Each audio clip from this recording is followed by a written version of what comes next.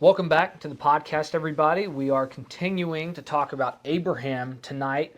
Last time we left off with Abraham making a bargain with God on behalf of Sodom, which ends up getting destroyed. And we're picking up here where we see a lot of where Abraham his life has been leading to really come to a sort of climax here, for lack of a better term. You want to walk us through that a little bit? Yeah, and so we've talked about how important chapter 12, verses 1 through 3 are in this whole life. And we had observed even in chapter 11 when Abraham and Sarah are first introduced there, this interesting line is added, and Sarah was barren. And so right off the bat, the Holy Spirit kind of poses a problem. If you already know the rest of the story, right? You're thinking, wait a second, didn't Abraham have children? So how does that work? And so what we've got tonight is the Holy Spirit solving for that problem. I think, too, even if you back up and you go to chapter 3 and verse 15, where you've got that great promise in Genesis that there's going to be the crushing of the head of Satan, and it was going to be through the seed. And so we're looking for the serpent killer. I mean, that's what we've been looking for this whole time, is the serpent killer. And so tonight we're in our discussion, we'll kind of see that actually come to life. And you know we talked last time about this is strange. You know, this is a 90-year-old woman and a 100-year-old man. I mean, this is strange. And it has said of Sarah, she's even beyond the age of childbearing.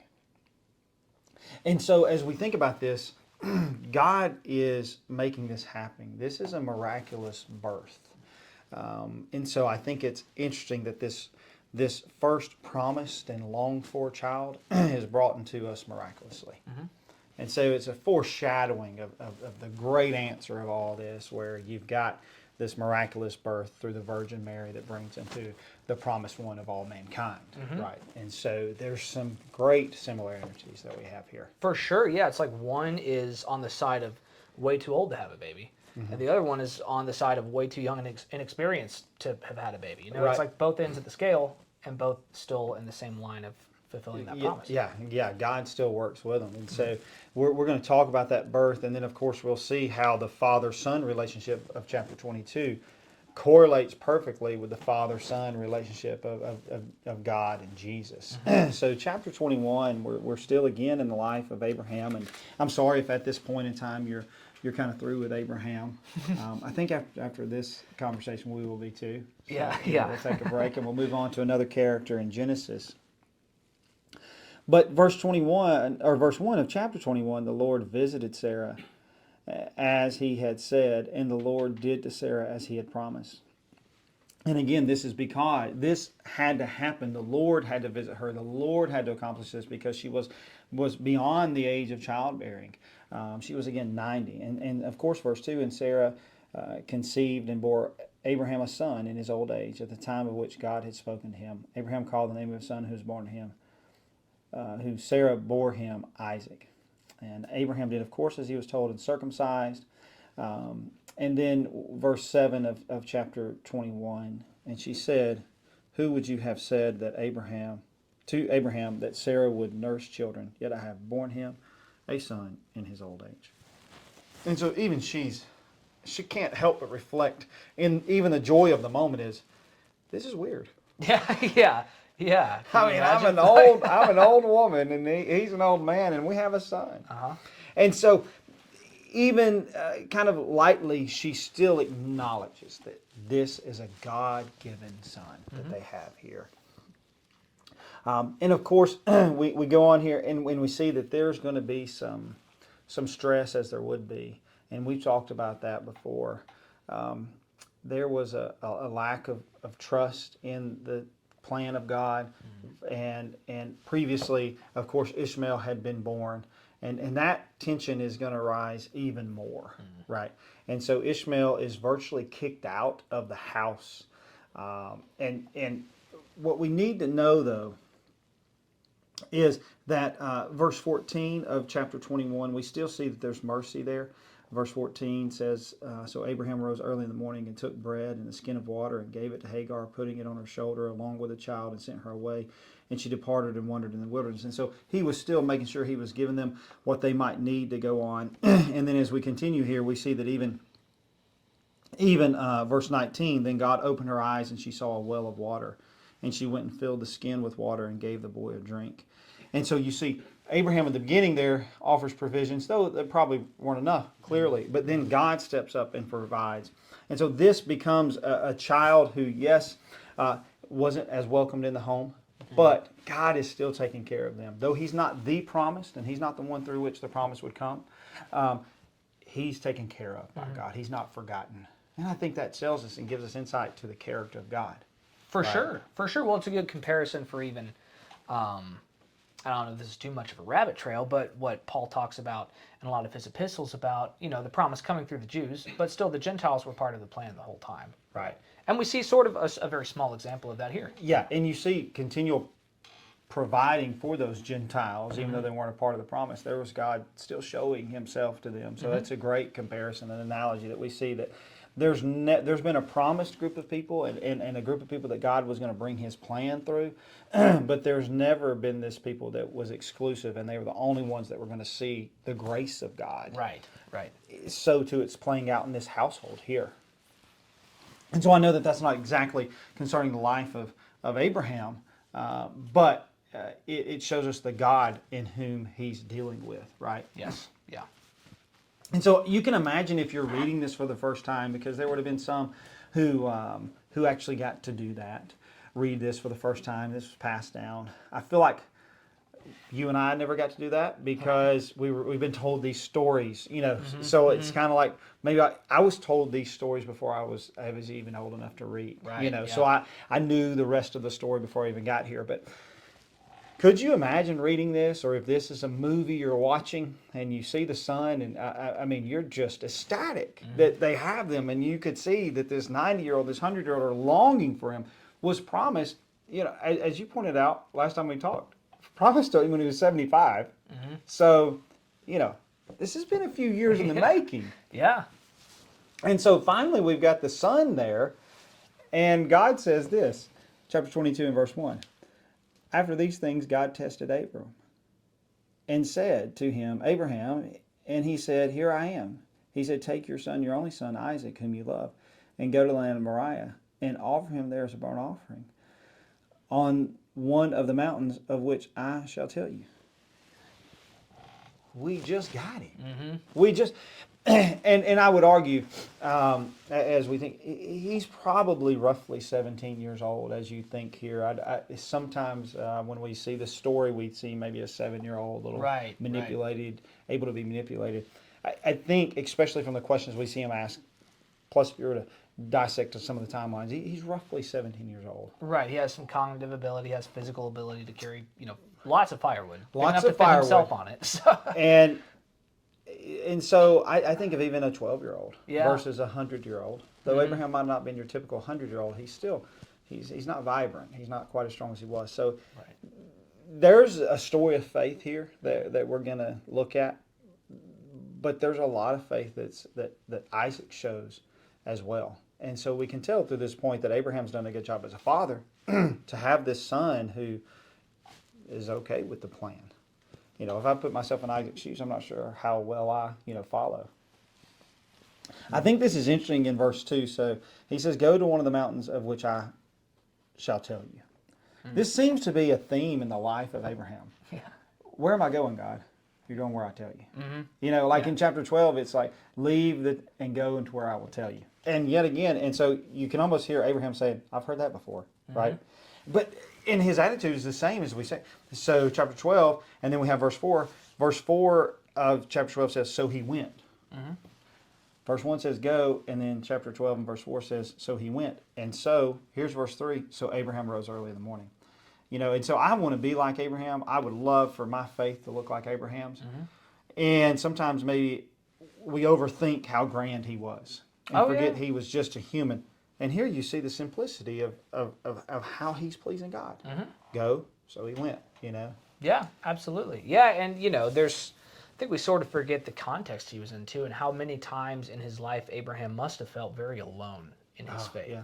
And to be able to act, it's one thing to be able to act in faith as a group, and that is hard enough, and the Bible addresses that. But to act in faith alone, because so much of how we confirm our own beliefs is based on what other people around us are thinking all the time. Right? Right. We constantly are checking each other all the Yeah. time as human beings. That's a natural instinct we have. Abraham doesn't get that opportunity very much in what he's doing, and especially with these sort of commands that are don't worry about it. I'll let you know when you get there. The amount of just guts that would have taken is something I think I take for granted when reading it. It just seems like a natural process in the story. But if that were, like you're saying, if that were a situation in my life, would that actually be a natural process in my own story with God? Right? I think we almost have to add there for an understanding in verse 3. So Abraham rose early in the morning. I almost think there should be in parentheses there, based on actually what you've said there, before Sarah woke up. Right. Yeah. I mean, because could you imagine? Where you headed? What you got planned for the day? Oh, don't worry about it. Nothing big, really. Yeah. Me and Isaac gonna roll to the mountain. Like, you're not gonna kill my son, are you? Yeah. So he rose early in the morning before he had to answer those questions. I mean, it made me think of that as you're saying he did this alone, and he probably had. I can't imagine him having that conversation. Yeah, it's one of those talk about it afterwards sort of. Right. Sort of like, I've received your permission from God, so I don't need your permission. I'm going to go and take care of this. And so he goes, he cut the wood, and then verse 4, on the third day, Abraham lifted up his eyes and saw the place from afar. So this is somewhat of a journey, and we miss that at times. So Abraham said to his young men, stay here with the donkey. I and the boy will go over there and worship and come again to you. And, I think this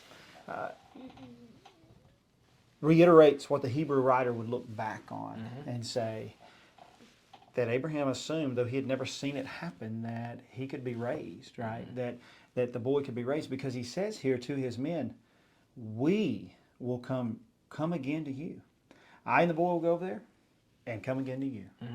And so I'm not sure what he thought would happen, but in some way he felt as though, if you'll stay here, me and the boy will return.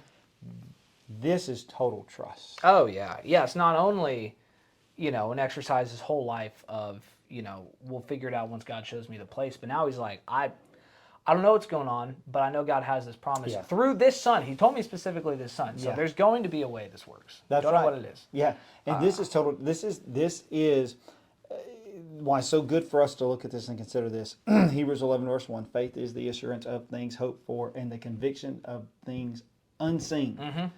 He'd never seen this, but yet he was convinced of it. And so it's faith in action, faith on display for us. And Abraham took the wood of the burnt offering and laid it on Isaac his son. Like you said, this speaks to how old he is. And he took in his hand the fire and the knife, so they both of them went together. And Isaac said to his father, Abraham, my father. And he said, here I am, my son. He said, behold the fire and the wood, but where's the lamb for the burnt offering? Abraham said, God will provide for himself the lamb for burnt offering, my son. So they went both of them together. And so Isaac's starting to kind of get clued into this isn't normal either. But evidently there's been some great conversations at home about the trust that we have in God. And the emphasis that we place on worship, because there's no questions asked out of Isaac. I'm afraid in my home there might be a few questions that I haven't done it the way, that there would be some, but not Isaac unto Abraham. And so, yes, it's great faith out of Isaac, but also you see that Abraham's reaping the benefits of some of the interactions he's already had with Isaac to allow him to and guide him in such a way that he's this trustworthy at this time in his life.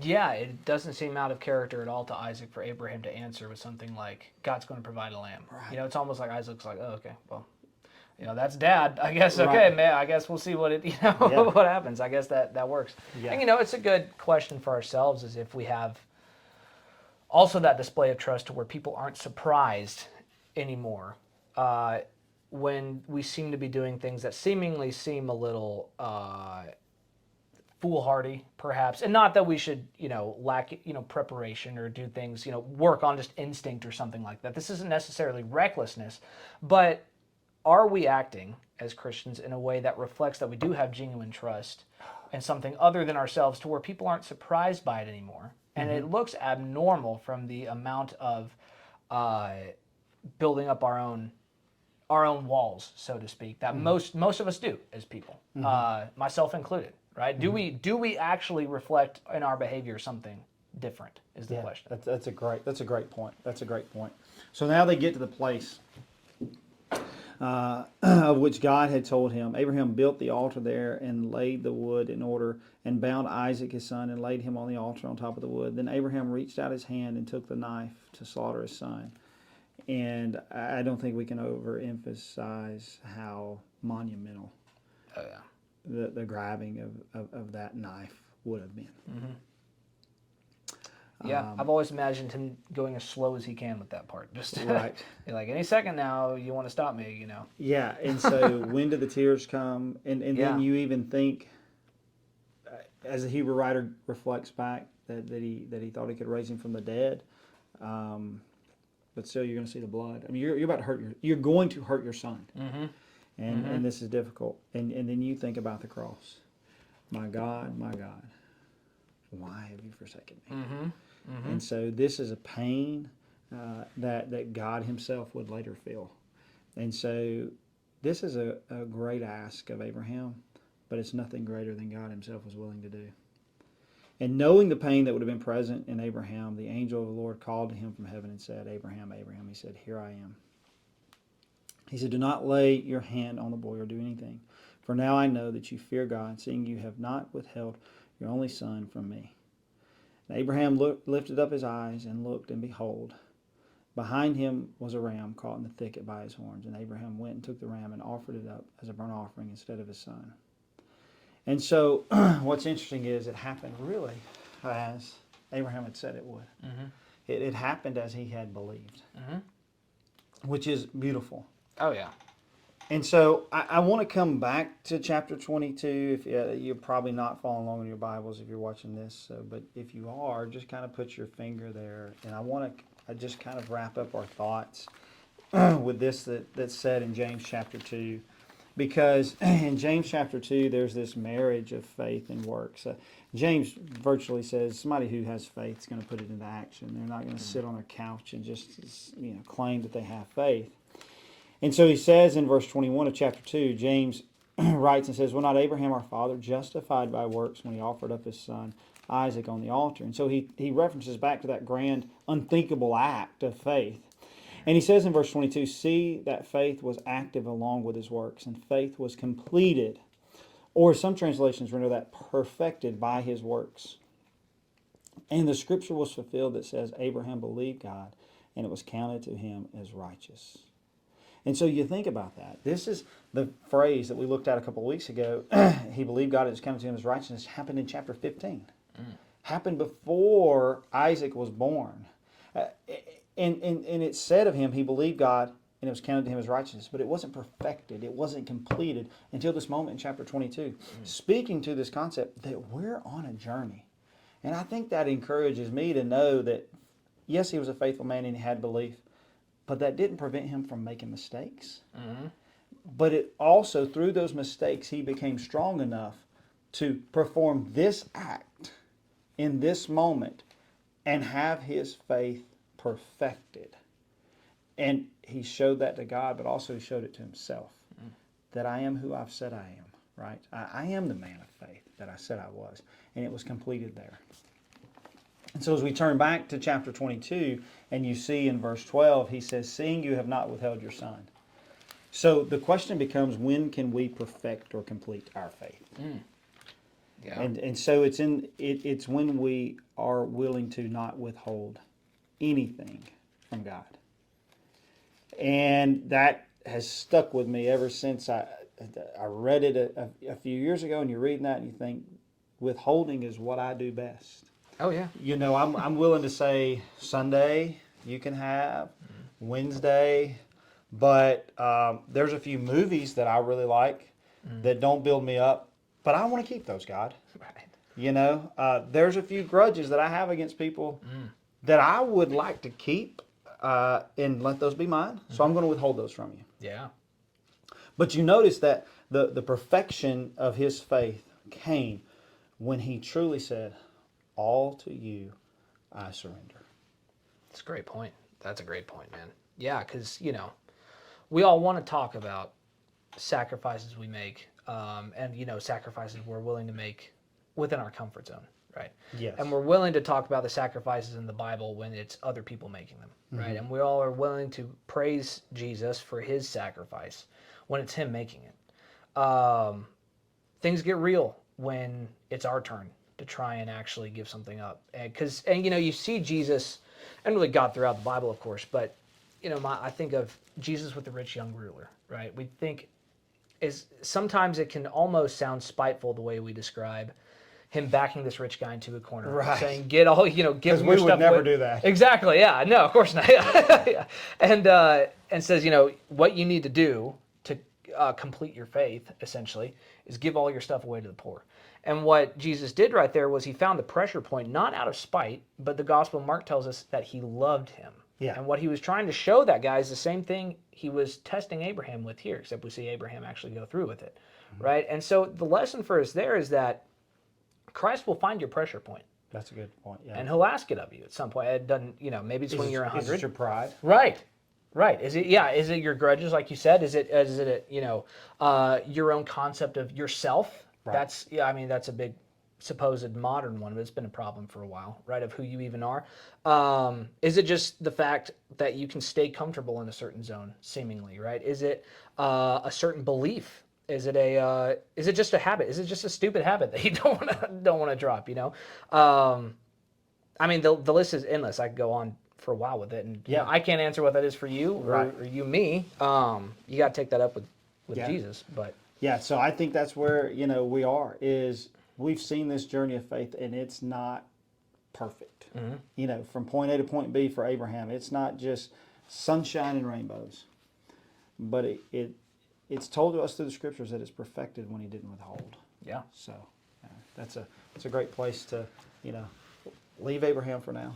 For sure, yeah. We'll move on from Abraham next time. Thank y'all for listening. Again, if y'all have any questions, any comments, anything like that, be sure to leave them at the bottom and like and subscribe. And y'all go check this book out for yourselves as well. If you haven't already, we'd highly recommend, because we don't have time to cover it all, obviously. Abraham was in 3 parts. So y'all, please, dive into this. And then come back to us with some more questions, because we're sure you'll have them. Sure. Just like we do. Yep. So that's why we're doing this. Y'all stay tuned, and we'll be back at you